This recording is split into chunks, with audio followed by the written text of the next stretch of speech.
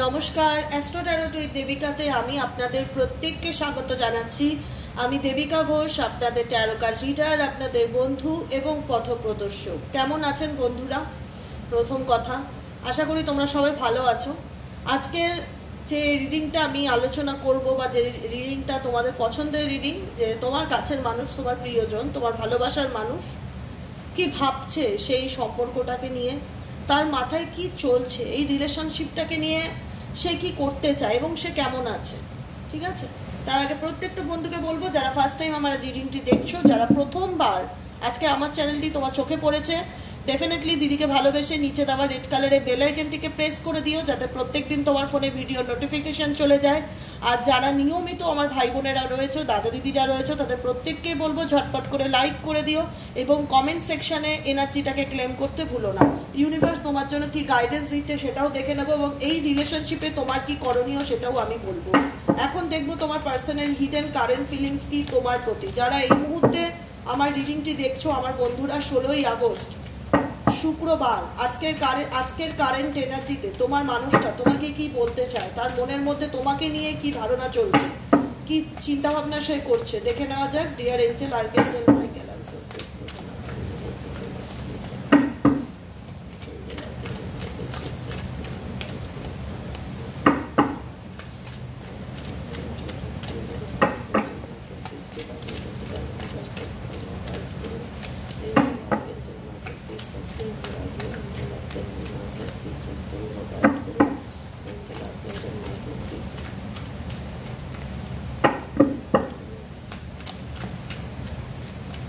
চলো দেখে নেই তোমার পার্সোনাল কারেন্ট অনুভূতি কি তোমার সাথে সম্পর্কটাকে নিয়ে। বটম অফ দ্য ডেকে আছে temperance energy, the devil energy and 5 of সোয়ার্ডসের এনার্জি। তবে এই যে সম্পর্কটা আছে এটা ম্যারেজ রিলেশনশিপ, রিগার্ডিং রিলেশন হতে পারে, তোমাদের ম্যারেজ হয়ে গেছে বা তোমাদের ম্যারেজ হওয়ার কথা ছিল বা কমিটমেন্ট ছিল রিলেশনশিপটা, কিন্তু তোমার পার্সন কমিটমেন্ট বা কথা কোনো কিছুই রাখতে পারেনি। তোমাদের মধ্যে একটা সোলমেট কানেকশন ছিল, যেখানে দাঁড়িয়ে তোমরা প্রত্যেক মুহূর্তে মনে হচ্ছে যে আমরা একে অপরকে এত ভালোবাসি, যে কারণে আমরা দুজনকে নিয়ে থাকতে চাই বা সম্পর্কটাতে এগোতে চাই, কিন্তু এই সম্পর্কের মধ্যে এত টার্ময়েল, এত কনফ্লিক্ট, এত লোকের শত্রুতা, এত নেগেটিভিটি, এত প্রবলেম, যে কারণে দিদি এই সম্পর্কটাকে টিকিয়ে রাখাটাই আজকের দিনে দায় হয়ে গেছে। মানে এই সম্পর্কটা কোথাও না কোথাও একটা নেগেটিভ এনার্জির মধ্যে দিয়ে যাচ্ছে বা খারাপ পরিস্থিতির মধ্যে দিয়ে যাচ্ছে, যেখানে তোমার ভালোবাসার মানুষ তোমার থেকে দূরে চলে যাচ্ছে বা কাছে চলে যাচ্ছে, যেখানে তোমার ভালোবাসার মানুষ, তোমার কাছের মানুষ তোমার থেকে দূরে চলে যাচ্ছে, যেখানে তুমি প্রত্যেকটা মুহূর্তে ওয়েট করছো যে সেই মানুষটার মধ্যে পরিবর্তন কখন আসবে, সে কবে থেকে বুঝবে, সে কবে বুঝতে পারবে যে আমার ভ্যালুটা কি বা আমার গুরুত্বটা কি, সত্যিই কি সে আমাকে ভালোবেসেছিল বা সত্যিই কি সে মন থেকে আমার সাথে রিলেশনশিপে ছিল। সেটা ডেফিনেটলি ছিল, তোমার পার্সন তোমার সাথে ভালোবাসার সম্পর্কে জড়িত ছিল। তোমাদের মধ্যে যে সম্পর্কটা সেটা কখনো মিথ্যা ছিল না। যে কদিনই রিলেশনশিপ থাকুক, যে কদিনই দাম্পত্য জীবন থাকুক, ভালোবাসা ছিল, দুজনের প্রতি সমান অ্যাট্রাকশন ছিল, মেন্টালি অ্যাট্রাকশন, ফিজিক্যালি অ্যাট্রাকশন দু তরফেই ছিল। কিন্তু বিচ্ছেদটা হলো কেন, সেপারেশনটা হলো কেন, কেন তোমার পার্সন তোমার সাথে চিট করলো, কেন তোমার পার্সন তার নিজের কমিটমেন্ট ধরে রাখতে পারলো না? কারণ বিকজ এখানে তার পরিবর্তন। আমি বলি মানুষটার মধ্যে ডেফিনেটলি অনেক চেঞ্জ এসে গেছে তোমার সাথে রিলেশনশিপে আসার পর। এখানে এমন কিছু পরিস্থিতি তৈরি হয়েছিল তোমাদের সম্পর্কের মধ্যে, যেখানে দেখা যাচ্ছে যে মানুষটা পাল্টে গেছে বা মানুষটা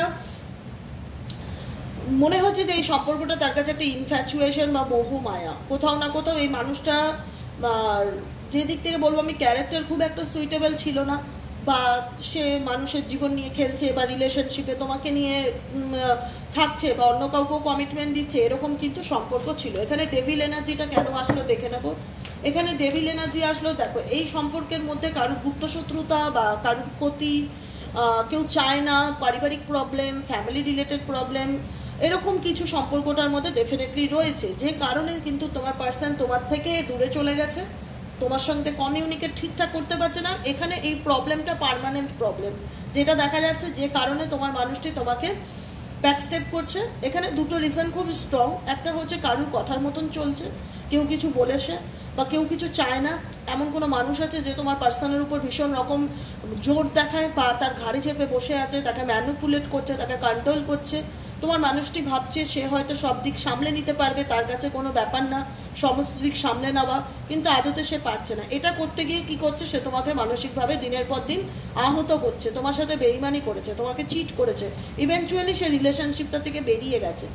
এখানে অনেকগুলো কারণের জন্য এই সম্পর্কটা ভেঙে গেছে। নাম্বার 1 ব্ল্যাক ম্যাজিকের কারণে, নাম্বার 2 কোনো ফ্যামিলি মেম্বার বা প্রবলেম, ফ্যামিলি রিলেটেড ইস্যু বা কোনো তৃতীয় ব্যক্তি, বাইরের কোনো তৃতীয় ব্যক্তির কারণে কিন্তু আজকের এই সম্পর্কটা একটা এমন জায়গায় এসে দাঁড়িয়ে গেছে যেখানে মনে হচ্ছে যে তোমার প্রত্যেকটা মুহূর্তে যে মানুষটাকে একটা সময় চোখ বন্ধ করে বিশ্বাস করেছিলাম বা ভালোবেসেছিলাম, তার আজকে কথার দাম নেই, তার আমার প্রতি ব্যবহার এত বাজে, বা তার আমার প্রতি চিন্তাভাবনা এত বাজে, বা তার কমিউনিকেশনটা এত বাজে, যেখানে আমি প্রত্যেকটা মুহূর্তে এই সম্পর্কটার থেকে হতাশা পাই। তাহলে কি মানুষটা আমার জীবনে ফিরবে না? এই মানুষটা কি কখনো ফিরবে, কখনো ভুল বুঝবে নিজে? ডেফিনেটলি বুঝবে। এখানে কিন্তু জাজমেন্টের কার্ড আসছে। জাজমেন্ট, তুমি প্রত্যেকটা মুহূর্তে ঈশ্বরের কাছে প্রার্থনা করছো, প্রত্যেকটা মুহূর্তে ঈশ্বরের কাছে আর্তনাদ করছো যে হে ভগবান, আমার মনের কথাটা শোনো, আমাকে একটা সেকেন্ড চান্স দাও, আমাকে আমি আমার জীবনটাকে নতুন করে শুরু করতে চাই, ভালোভাবে জীবনে বাঁচতে চাই। এই ইচ্ছাটা তোমাদের ভগবান অবশ্যই পূরণ করবে, কারণ আপকামিং দিনে জাজমেন্টের পরে যে কার্ডটি এসছে সেটা নাইট অফ কাপসের কার্ড আসছে, যেখানে দেখা যাচ্ছে তোমরা কমিটমেন্ট চাইতে, সম্পর্কের মধ্যে স্টেবিলিটি চাইতে, সেটা কিন্তু আপকামিং দিনে তোমাদের রিলেশনশিপে আসতে চলেছে। কিন্তু সম্পর্কের ক্ষেত্রে সব থেকে বড় কথা হচ্ছে এই যে ফ্যামিলি প্রবলেম বা থার্ড পার্টি রিলেটেড প্রবলেম, এই যে পার্টনার ডিসিশন নিতে পারছে না, ব্লেম করছে, দোষারোপ করছে, কনফিউশনে রাখছে তোমাকে, এই যে জিনিসগুলো চলছে, এগুলোকে আদতে কোনোদিন ঠিক হবে? এখানে যতদিন থার্ড পার্সন থাকবে, তৃতীয় ব্যক্তির যোগ থাকবে, ততদিন কিন্তু এই রিলেশনশিপে এইরকম সিচুয়েশন চলবে। কিন্তু দেখা যাচ্ছে আপকামিং দিনে তোমার জীবনে এমন একটা চ্যাপ্টার বা এমন একটা দিন আসতে চলেছে যেখানে এই অন্ধকার তোমার কেটে যাবে পার্মানেন্টলি।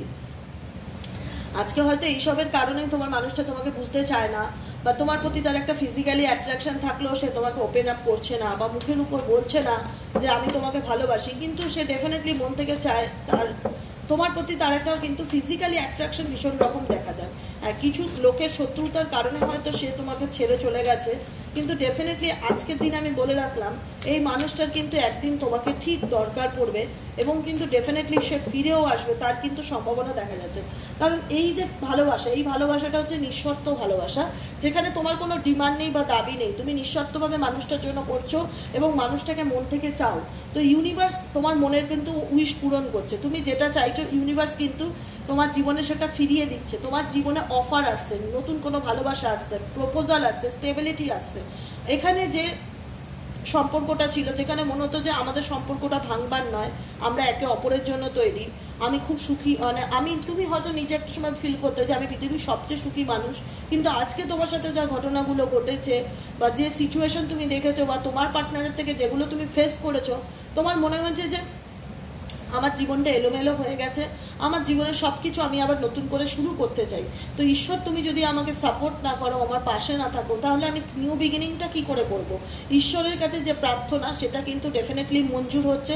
দেখা যাচ্ছে যে আপকামিং দিনে তোমার জীবনে যে অশান্তিগুলো, যে কনফ্লিক্টগুলো চলছিল, যেখান থেকে তোমার মনে হচ্ছে তুমি বেরোতে পারছো না বা ভালো থাকতে পারছো না, বা তুমি বেরোতে চাও, অ্যাটলিস্ট তুমি মেন্টালি পিস চাও, তো সেটা কবে পাবে সেটা আমি এক্স্যাক্টলি টাইম ধরে বলবো না, কিন্তু সেটা অনেকের ক্ষেত্রে 2025-এও হয়ে যেতে পারে, সেই সিচুয়েশন 2026-এও বড় জোর তোমাদের জীবনে সেই পরিবর্তন আসতে পারে। কিন্তু তোমাকে একটু পেশেন্স রাখতে হবে। আমি প্রথম কথা বলি, ধৈর্য ধরতেই হবে, কারণ অস্থিরতা কোনো কিছুর সমাধান নয়। হ্যাঁ, এবার তুমি বলতে পারো দিদি আমি তো এই সম্পর্কটা টিকিয়ে রাখার জন্য কী না করিনি, নিজের 100% এফর্ট দিয়েছি, কিন্তু তবুও আমি কোনোদিনও সুখী হতে পারিনি। এই সব কারণগুলোর জন্য আজকে আমার ভাগ্যে এটা দেখো, এটা তোমার ডেস্টিনি। আজকে কিছু কিছু ক্ষেত্রে তোমার মানুষটারও দোষ আছে, কিছু কিছু ক্ষেত্রে থার্ড পার্টিরও দোষ আছে। থার্ড পার্টিও প্রথম কথা ম্যানিপুলেট করে, তোমার পার্সনের ঘাড়ে চেপে বসে রয়েছে, টুকটাক করছে, কালা জাদু করছে। ইভেনচুয়ালি তোমার পার্সনেরও কিন্তু দোষ আছে, তার গ্রহগত কর্মাফল তাকে এমন জায়গায় এনে দাঁড়িয়েছে, না পারছে তিনি বাই যেতে, না পারছে তিনি ডায় যেতে। ইভেনচুয়ালি কিছু নেগেটিভ এনার্জির কারণে এই মানুষটা তোমাকে ভীষণ ভুল বুঝছে এবং নিজের জেদ ইগো ধরে কিন্তু টোটালটাই বসে আছে, যে কারণে তোমার মনে হচ্ছে তোমার মানুষটা তোমাকে কোনোদিনই বুঝবে না, কোনো কিছু বলতে গেলেই ঝগড়া করে, ঝামেলা করে। আদৌ কেউ ফিরে আসবে, আদৌ কি নিজের ভুল বুঝবে, সেটার কিন্তু যোগ আছে। আদৌ ফিরে আসার এবং নিজের ভুল বোঝার যোগ আছে, এখানে একটু সময়ের প্রয়োজন। কারণ এই সম্পর্কটা ঠিক করার জন্য তুমি অনেক ডিসকাস করেছো, আলোচনা করেছো, কিন্তু পার্টনারের থেকে সেরকম কোনো কমিটমেন্ট পাওনি বা পার্টনারের থেকে কোনো পজিটিভ রেসপন্স পাওনি। পার্টনার সবসময় তোমাকে অপশনে রেখেছে, যে কারণে তুমি প্রচণ্ড মানসিক ডিপ্রেশন এবং হতাশার মধ্যে দিয়ে যাচ্ছ।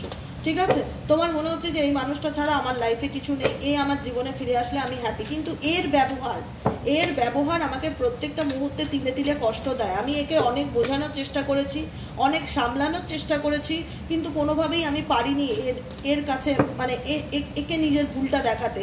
কারণ এ কখনোই নিজের ভুল বা নিজের অন্যায়টা দেখতে পারে না, প্রত্যেকটা মুহূর্তে আমাকে দোষারোপ করে, আমাকে ব্লেম করে, এবং আমিও এই সম্পর্কটার মধ্যে এমনভাবে বেঁধে আছি যেখান থেকে আমিও বেরোতে পারছি না। জানি এটা থার্ড পার্টি রিলেশনশিপ, কিন্তু কি করব দিদি, আমিও চাই এই সিচুয়েশন থেকে বেরোতে, ভালোভাবে একটা সুন্দর জীবনকে বাঁচতে। আমিও ধৈর্য ধরছি, আমিও পরিস্থিতি পরিবর্তনের জন্য অপেক্ষা করে আছি। কার্ড ইন্ডিকেট করছে সেলফ লাভ করো, নিজেকে ভালোবাসো, কারণ এখানে তোমাদের গাইডেন্স হচ্ছে 9 অফ পেন্টাকেলসের এনার্জি, যেখানে কার্ড ইন্ডিকেট করছে নিজেকে ভালো রাখার চেষ্টা করো, নিজেকে ভালোবাসো, যেটা আসার সেটা অটোমেটিক্যালি তোমার জীবনে আসবে।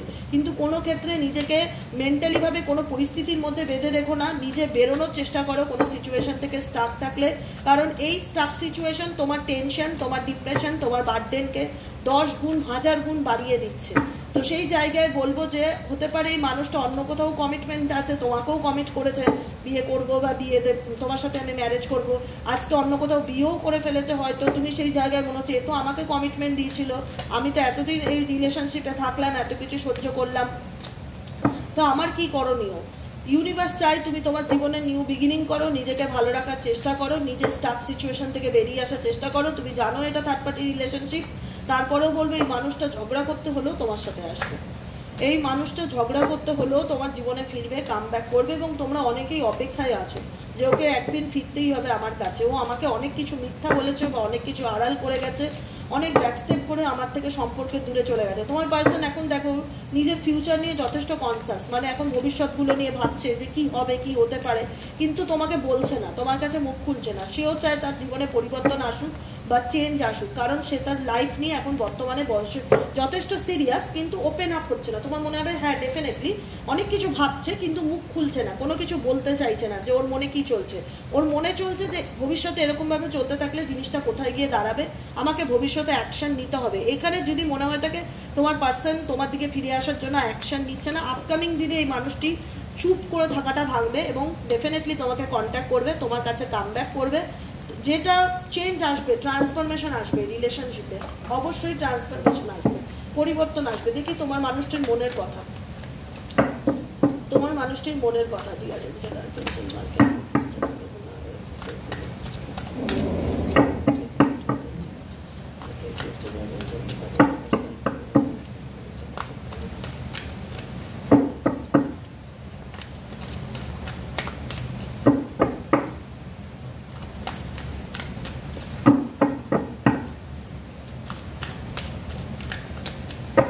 তোমার মানুষটার মনের কথা কি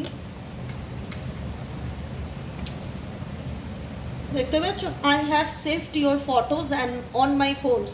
তোমার পার্সন কিন্তু তোমার কোনো পুরনো স্মৃতি আঁকড়ে ধরে রয়েছে, তার তোমার ছবি দেখছে, তোমার সঙ্গে ইমোশনালি কানেক্ট হওয়ার চেষ্টা করছে, তোমাকে কিন্তু সে কখনোই ভুলতে পারবে না,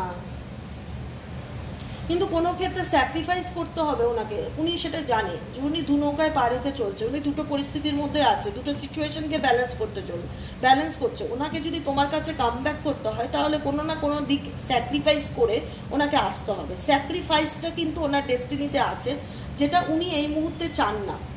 ডেফিনেটলি তোমার পার্সন কিন্তু এটাই মেসেজ দিতে চাইছে, I can give up my life for you. এখন উনি তোমাকে নিয়ে যে ভাবনাটা রাখছে, এখানে উনি কোথাও না কোথাও সময় নিচ্ছে নিজের জীবনের সঠিক সিদ্ধান্তটায়, কারণ এখানে এটা থার্ড পার্টি রিলেশনশিপ বা ফ্যামিলি প্রবলেম আছে, এরকম কিছু এক্সেট্রা নিয়ে তোমাদের মধ্যে সম্পর্কে দূরত্ব বা বিচ্ছেদের জায়গা তৈরি হয়েছে, যেখানে দাঁড়িয়ে আপকামিং দিনে মানুষটি ডেফিনেটলি তোমাকে পাওয়ার জন্য নিজের জীবনের যে ইম্পর্টেন্ট জিনিস সেটাও কিন্তু স্যাক্রিফাইস করতে রাজি হবে, গিভ আপ করতে রাজি হবে। কিন্তু এই মুহূর্তে ডেফিনেটলি সে অনেক কিছুই ভাবছে, কিন্তু কোনো কিছুই সে করে দেখাচ্ছে না বা বলছে না। I have feelings for you. Definitely তোমার মানুষটির কিন্তু ফিলিংস, অ্যাটাচমেন্ট তোমার প্রতি আছে। তোমার মনে হবে যে এতই ভালোবাসে যখন, তাহলে বলছে না কেন? পুরো রিডিংটা মন দিয়ে শুনলে তাহলে হয়তো বুঝতে পারবে। I pray to God that I want you back. আমি প্রত্যেকটা মুহূর্তে ঈশ্বরের কাছে প্রার্থনা করি, কারণ এখানে দেখো এখানে অনেক ফিয়ার কাজ করছে। তোমার মানুষটা এইটুকুনি জানে যে তুমি সব কিছু জানো ওনার সম্পর্কের ব্যাপারে। কখনো কখনো হয়তো তুমি আজকে হয়তো বলবে যে না আমি কোনো কিছু প্রশ্ন করব না, আমি ফরগিভ করে দিয়েছি, আমি চাই উনি আমার জীবনে কাম ব্যাক করুক, আমি অ্যাকসেপ্ট করে নেবো। কিন্তু কোনো না কোনো দিন তোমার মনেও প্রশ্ন জাগবে যে উনি তোমাকে কেন ঠকালো, উনি তোমাকে কেন মিথ্যে বললো, উনি তোমাকে কেন চিট করলো, তুমি জানতেই চাইবে। তো অনেক কিছু প্রশ্নের উত্তর সে দিতে চায় না, বলতে চায় না, বোবা হয়ে থাকতে চায় দেখা যাচ্ছে। এবার যতক্ষণ ওনার সোল ওনাকে ট্রিগার না করবে ততক্ষণ উনি কখনোই বলতে পারবে না যে ওনার মনের মধ্যে তোমাকে নিয়ে কি চলছে। কিন্তু ডেফিনেটলি এটা যে ওনার মনে তোমাকে পেতে চায়, ওনার আত্মা তোমাকে পেতে চায়, ওনার মন তোমার প্রতি অ্যাটাচমেন্ট বা ফিলিংসকে রাখে। আই প্রে টু গড, কোথাও না কোথাও ঈশ্বরের কাছে সে প্রার্থনা করছে আই ওয়ান্ট টু ব্যাক, তুমি যেন ওনার জীবনে আবার কাম ব্যাক করো বা ফিরে আসো, এরকম এনার্জি কিন্তু দেখা যাচ্ছে। আই মিস ইউর স্মেল, তোমার সাথে অনেকদিন দূরত্ব থাকায় তোমার টাচ উনি ফিল করতে চাইছে, তোমার কানেকশন আসতে চাইছে, তোমার স্মেলকে, তোমার অনুভূতিকে ডেফিনেটলি সে ফিল করতে চাইছে। কিন্তু কিছু কিছু জায়গা এমন তৈরি হয়েছে যেখানে তোমাদের মধ্যে এতটাই মিসআন্ডারস্ট্যান্ডিং তৈরি হয়েছে যেখান থেকে তোমার পার্সন বেরিয়ে আসতে চাইছে, বেরিয়ে আসতে চাইছে। বুঝতে পেরেছো কি বললাম? I am stalking you through social media,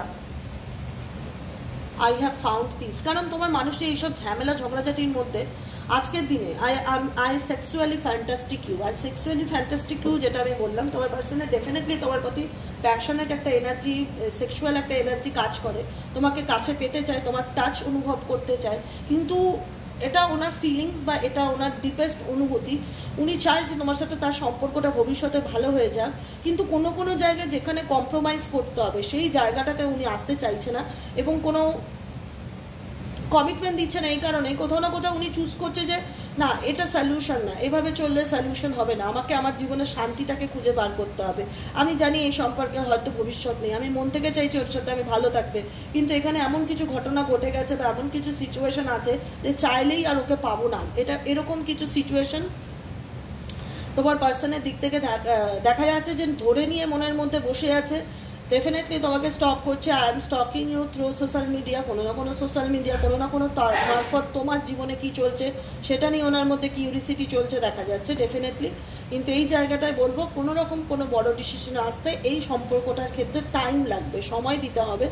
definitely ইনি কাম ব্যাক করবে, কারণ এনার লড়াইটা এনার নিজের সাথে নিজের লড়াই, যে লড়াইটাতে উনি এখন চুজ করছে আই হ্যাভ ফাউন্ড পিস, আমি শান্তি খুঁজতে চাই বা শান্তি পেতে চাই আমার জীবনে।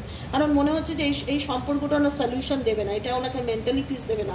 এটা এই সম্পর্কে থাকলে ওনাকে অনেক কিছু বাউন্ডারির মধ্যে থাকতে হবে, অনেক রকম প্রশ্নের উত্তর ওনাকে দিতে হবে যেটা বর্তমানে উনি দিতে চায় না। কিন্তু মন থেকে উনি তো এই মানুষটি তোমার সাথে কানেক্ট হতে চায়, তোমার সাথে সম্পর্কটাকে নিয়ে এগোনোর চিন্তাভাবনা করতে চায়, তোমাকে কাছে পেতে চায়। কিন্তু কিছু অবস্টিকেলের কারণে এই মানুষটা তোমাকে সেটা বলতে পারে না বা তোমাকে সাথে ওপেন আপ হতে পারে না।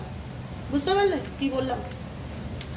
চলো আজকের মতো রিডিংটা আমি এখানেই শেষ করছি। বন্ধুরা কেমন লাগলো অবশ্যই জানাবে কমেন্ট সেকশানে। যারা ক্রিস্টাল বুক করতে চাইছো যে কোনো প্রবলেমের জন্য, love, relationship, health, finance, career, education related crystal, mentally peace, anxiety, depression, প্রত্যেকটা রকমের ক্রিস্টাল পেয়ে যাবে উইথ সার্টিফিকেট, রেকি হিলিং দ্বারা এনার্জাইজড করা, প্রত্যেকের নামগোত্র দিয়ে। যারা পার্সোনালি বুকিং নিতে চাইছো তারা 7980185673 নম্বরে হোয়াটসঅ্যাপ করবে। প্লিজ ডু নট কল, বারবার বলি ফোন করবে না। যার যা সমস্যা পার্সোনাল রিডিং নিতে চাইছো, বাংলাদেশে বিকাশের মাধ্যমেও কোনো পেমেন্টের ব্যবস্থা নেই। একজন দিদি বলেছিল যে বিকাশের মাধ্যমে হয়, আমার বিকাশ তো আসলোই না, বিকাশ নামে কোনো অ্যাপই আসলো না প্লে স্টোরে গিয়ে। তো আমি চেষ্টা তো অবশ্যই করি বাংলাদেশে রিডিং দেওয়ার জন্য, কিন্তু আনফর্চুনেটলি এরকম কোনো সিস্টেম আমি আজ পর্যন্ত খুঁজে পাইনি যে বাংলাদেশ থেকে ডিরেক্ট ইন্ডিয়াতে পেমেন্টের কোনো অপশান আছে। যদি পাই অবশ্যই জানাবো। বাংলাদেশের বুকিং যদি শুরু করতে পারি তোমাদেরকে প্রত্যেক দিনই আমি অ্যানাউন্স দেবো। তাহলে প্রচুর মানুষ আছো যারা বাংলাদেশ থেকে রিডিং নিতে চাইছো, যারা আমার এখানকার বন্ধুরা রয়েছে, ভারতে থাকো এবং ভারতের বাইরে যারা আছো, প্রত্যেককে বলবো যারা পার্সোনাল রিডিং নিতে চাইছো তারা 7980185673 নম্বরে হোয়াটসঅ্যাপ করবে। এবং আজকের মতন এখানেই শেষ করি, দেখা হচ্ছে আবার নেক্সট কালকে রিডিংয়ে। চলো টাটা, বাই বাই।